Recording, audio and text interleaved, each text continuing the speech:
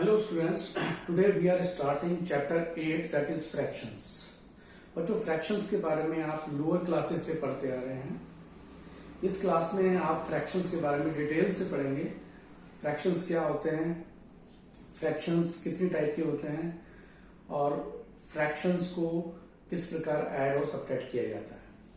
So let's understand what do you mean by a fraction. तो देखिए जैसे कि मैंने डेफिनेशन लिखा है बोर्ड पे कि a fraction is a part of a whole when a whole is cut into equal parts.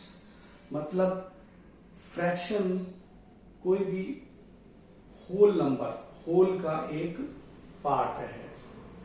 Part means अगर किसी भी होल नंबर को या होल ऑब्जेक्ट या होल थिंग को हम इक्वल पार्ट्स में डिवाइड करें तो उन इक्वल पार्ट्स, उस ऑब्जेक्ट के जो पार्ट्स हैं, उस पार्ट्स को रिप्रेजेंट करने के लिए हम जिन नंबर का यूज करते हैं उसे हम फ्रैक्शन कहते हैं. जैसे कि इस एग्जांपल के थ्रू आप समझ सकते हैं कि मैंने I am taking here a whole unit means whole, I am taking a whole thing that is a chocolate bar. मैंने यहाँ पर एक चॉकलेट बार लिया है which is in the shape of rectangle. अब इस चॉकलेट बार को मैंने दो इक्वल पार्ट्स में डिवाइड किया है. तो अब I am taking a whole unit that is a chocolate bar, one unit chocolate bar. अब इसके मैंने दो इक्वल पार्ट्स कर लिए हैं. तो दो इक्वल पार्ट्स में से if I am taking one part, तो इसके दो इक्वल पार्ट्स में अगर मैं केवल एक पार्ट को रिप्रेजेंट करता हूं तो इसके दो पार्ट में से जो एक पार्ट है उसको हम कैसे रिप्रेजेंट करूंगा, that is by fraction 1/2. So 1/2 is representing the one part of this chocolate bar, one chocolate bar out of two equal parts.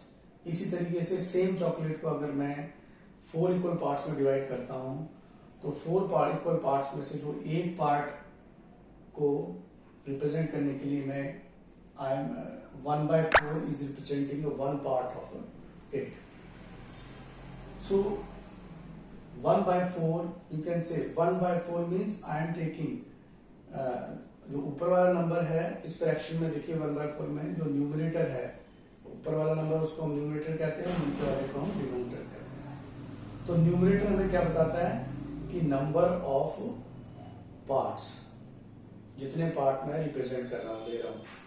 और डिनोमिनेटर हमें क्या बताता है, denominator is representing the number of equal parts. Means I am taking one part out of 4 equal parts. In this 1/2 I am taking one part out of 2 equal parts. अब आप देखिए किसी whole number का जो part होगा, किसी भी एक होल ऑब्जेक्ट है उसका हम जो पीस लेंगे, पार्ट लेंगे, डेफिनेटली वो उससे छोटा होगा. तो इसलिए part of a whole, the fraction which is representing a part of a whole will always be a less than of that part. वो मतलब हमेशा उस पार्ट से छोटा ही होगा. तो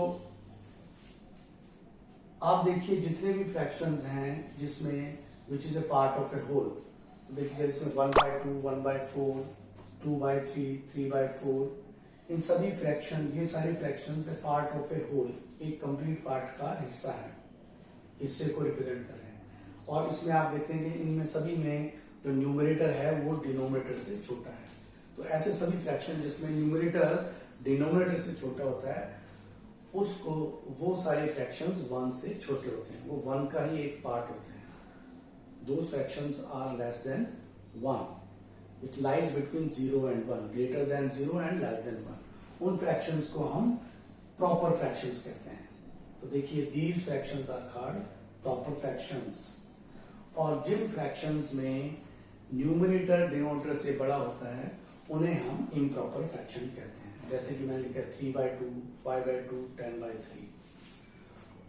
और जिन फ्रैक्शंस को हम इस प्रकार लिखते हैं जिसमें the fractions which combination mixture of a complete part and a fractional part.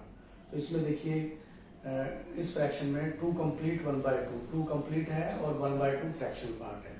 तो फ्रैक्शन पार्ट और कंप्लीट पार्ट को मिलाकर जो फ्रैक्शन बनते हैं उसे हम मिक्स फ्रैक्शन कहते हैं।